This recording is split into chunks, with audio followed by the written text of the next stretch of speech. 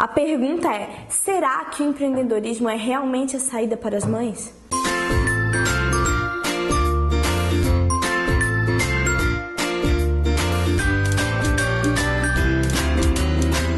Quando a gente começou a reformular o canal, eu pedi para vocês sugestões de temas, além de fralda de pano, que a gente pudesse conversar. E uma das sugestões foi da Raquel Lima. Ela disse para eu falar sobre empreendedorismo.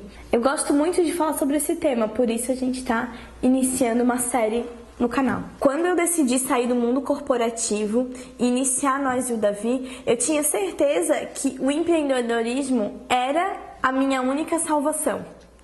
Que se eu quisesse ficar com meu filho, ter uma jornada flexível e ainda assim me desenvolver profissionalmente, eu tinha que empreender. Hoje, 3 anos já se passaram desde que eu comecei a empreender e 4 anos já que o Davi nasceu. E eu tenho cada vez mais convivido entre mães empreendedoras. Eu percebo que uma boa parcela entrava em alguns mesmos pontos. E isso fez eu começar a me questionar. Será que a gente está fazendo certo? Será que esse é o caminho? Ou esse é só mais um caminho? Hoje eu acredito que empreender sim é um caminho, mas ele não é o único caminho e ele nem é o caminho para todas as mães que querem ter uma jornada flexível ou querem se aproximar do filho ou querem conciliar essa forma de trabalhar e a maternidade. Eu acho que criou-se aí um mito de que empreender é a única saída. E o que acontece? Essa mãe começa a empreender muitas vezes sem conhecimento, assim como eu. E às vezes a pessoa entra nessa de empreender, acha que é a única saída e começa a se ver cheia de problemas que ela não estava preparada para encarar. Empreender não é fácil. Com um filho ainda, fica complicado. E existem alguns fatores que, pelo menos na minha história, foram importantes para que a Nós e o Davi crescesse e deslanchasse. Uma das coisas que eu sempre falo é assim: encare o trabalho como trabalho. Por exemplo, a gente que é mãe geralmente pensa assim: a prioridade na nossa vida é o filho, né? A minha prioridade é o Davi. Ok, a minha prioridade é o Davi, mas eu não posso sempre ficar largando o trabalho para atender o Davi o tempo todo. O que vai acontecer? O Davi vai se desenvolver, mas a empresa não vai se desenvolver tanto assim. Teve momentos na minha jornada que eu tive sim que escolher, que pedir ajuda para ficar com o Davi, com os cuidados com o Davi, para que eu pudesse focar no trabalho. E eu vejo que acontece com muitas mães e às vezes elas não têm ajuda. Porque o que geralmente acontece, né? Tá, tô eu lá bonitinha com meu bebezinho, vou empreender, não, dá 4 meses, não posso voltar, acabou a licença maternidade, não posso voltar, não volto. E geralmente o companheiro assume as contas da casa. E o que fica nessa divisão do casal fica para a mulher?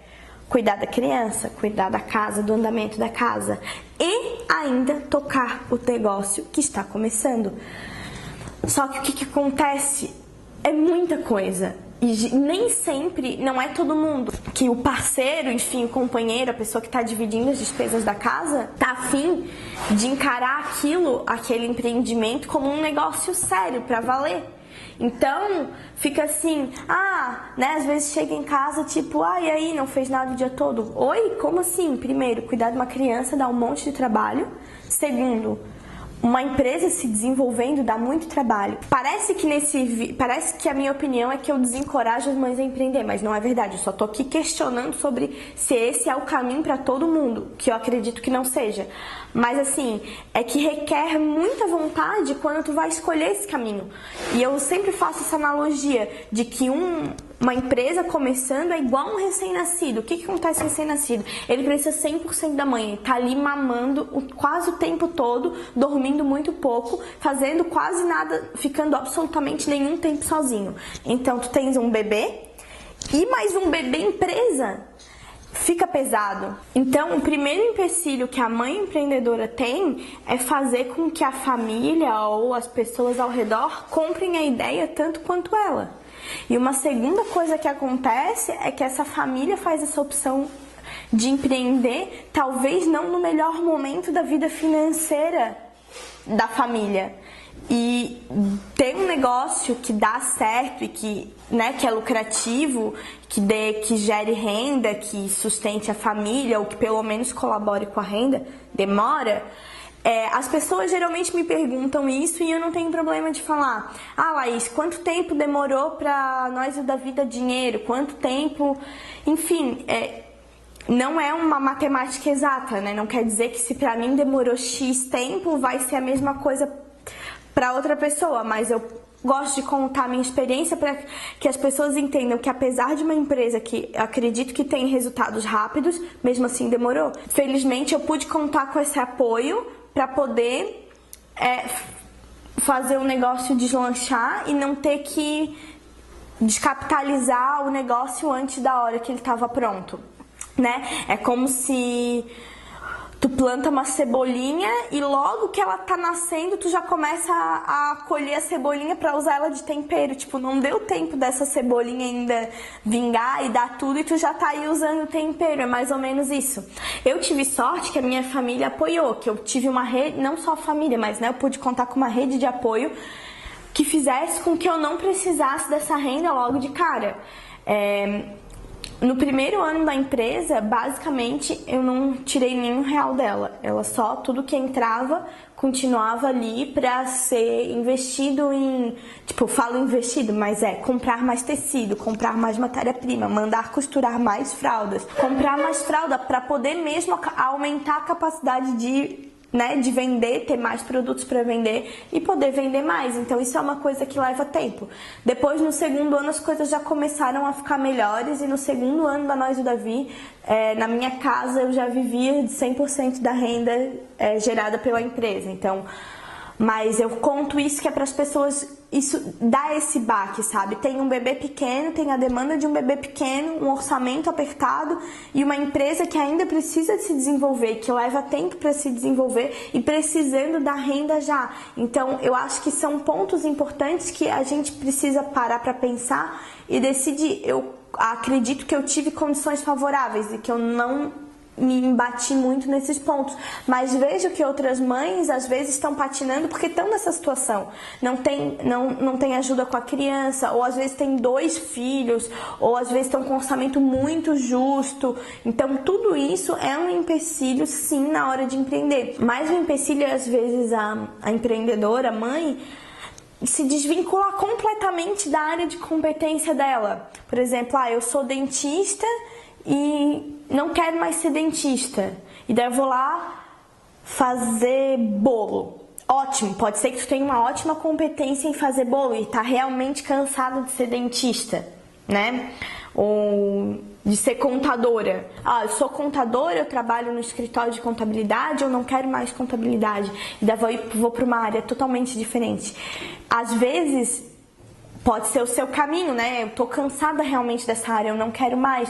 Mas o que acontece? Acontece que demora mais tempo ainda para você se inteirar dessa área nova, se dedicar, pegar prática, ficar boa nisso e depois ainda ganhar dinheiro. A minha história é que, pode dizer, Laís, tu era da área de TI, tu não tinha nada a ver com fralda. Mais ou menos. Porque, primeiro, hoje o fato de eu ter sido da área de TI me ajuda muito porque eu tenho um e-commerce. Não que eu tenha programado alguma coisa, mas eu tenho facilidade em pedir o que eu preciso, eu tenho facilidade em realmente mexer até nas plataformas, pude fazer uma escolha de uma plataforma, eu já tinha uma história, já tinha informações sobre para poder escolher uma plataforma de e-commerce, então eu usei essas coisas que eu já tinha para poder desenvolver o meu negócio. E outra coisa que eu acredito que eu já tenho contado em algum momento da Nós do Davi, mas é que a minha mãe, eu cresci, na verdade, a minha infância inteira dentro de uma confecção. A minha mãe e a minha tia eram sócias em uma confecção, e essa confecção existia há 20 anos e eu tenho 25 anos. Então eu passei boa parte da minha vida entre máquinas, não costurando, mas entre máquinas de costura, entre compra de tecido, entre... A minha mãe trabalhava mais com a produção, então questão de enfesto, então eu, querendo ou não, eu não estava começando do zero numa coisa que absolutamente eu não domino nada. Vou dar um exemplo, uma coisa que eu não domino nada. Pintura. Se eu fosse vender agora pintura de rostos de pessoa, eu ia ter que fazer um curso de como pintar, um curso de como desenhar pessoas, treinar muito até eu ser boa em fazer isso e depois eu começar um negócio. Então, realmente, se a pessoa está com pressa, não é legal fazer uma mudança tão grande. É legal aproveitar o que ela já tem para se desenvolver no negócio. E eu vejo que muitas pessoas não estão afim do risco que é ter um negócio, do desafio que é ter um negócio, só estão afim de conseguir mais flexibilidade para ficar com os filhos. Então, eu acredito que o empreendedorismo materno é um caminho, mas ele não é o caminho. Que a gente possa continuar batalhando pelos direitos das mulheres e continuar tendo diálogos com empresas dentro da nossa empresa. Eu tenho exemplos de amigas que conseguiram, conversando com o chefe, mais flexibilidade, conseguiram horários para ir em casa amamentar, conseguiram muitas regalias dentro do trabalho, porque eram realmente boas profissionais, gostavam do que faziam e não queriam, queriam conciliar. E os empregadores, a gente sabe que não é 100% das vezes que isso acontece, mas que é também um caminho. Eu acredito que a gente precisa agora, a gente abriu esse caminho do empreendedorismo materno, mas a gente precisa abrir outros caminhos para que essas mulheres, para que nós mulheres, mães, que a gente consiga mesmo vivenciar essa maternidade mais próxima que a gente gostaria e poder escolher outras opções e não só ter uma empresa, porque essa opção realmente eu gosto, eu amo o que eu faço, inclusive, falar sobre esse tema eu posso falar aqui sobre horas no canal, mas é um caminho que tem os seus percalços e não é para todo mundo. E vejo que chega num ponto que, não todas, mas algumas, uma boa parcela